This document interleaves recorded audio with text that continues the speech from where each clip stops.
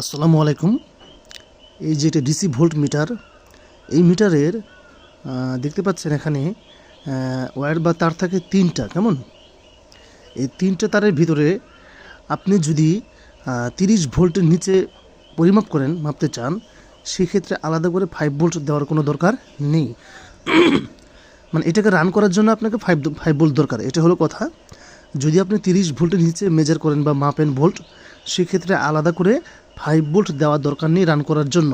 কিন্তু যদি আপনি 30 ভোল্টের উপরে রান করতে মানে মেজার করতে চান, সাপোজ 40, 50, 60 এরকম কিছু, সেই ক্ষেত্রে এটা যদি এরকম 40 ভোল্ট এখানে ইনপুট দেন, তাহলে মিটারে এই মানে কম্পোনেন্টগুলো নষ্ট হয়ে যাবে আর কি। সেক্ষেত্রে আলাদা করে 5 ভোল্ট ইনপুট দিবেন এটাকে রান করার জন্য। এবং আলাদা যেটা তার থাকে, এখানে তার থাকে তিনটা, মূলত কালো, হলুদ, লাল। কেমন? কালো, লাল, হলুদ। তো লাল এবং কালো ওই 5 ভোল্ট ইনপুট করার জন্য আর কি, মানে এই মিটারকে রান করার জন্য।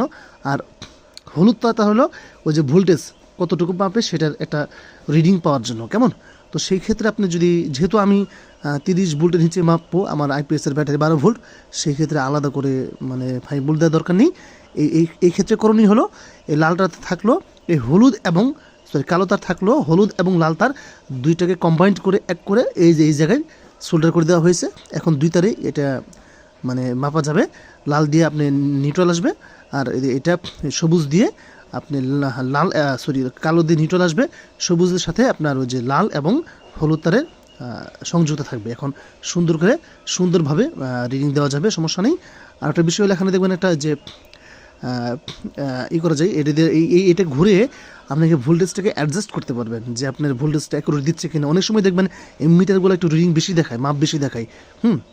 তো সেই ক্ষেত্রে আপনার বাসায় যদি একটু ভালো মানের মাল্টিমিটার থাকে, তার সাথে আপনি ওটাকে অ্যাডজাস্ট করে, এটা দিয়ে অ্যাডজাস্ট করে নেবেন, সেক্ষেত্রে প্রপার মানটা দেখতে পাবেন, সমস্যা নেই। ধন্যবাদ। সাবস্ক্রাইব করে পাশে থাকবেন। ধন্যবাদ। আসসালামু আলাইকুম।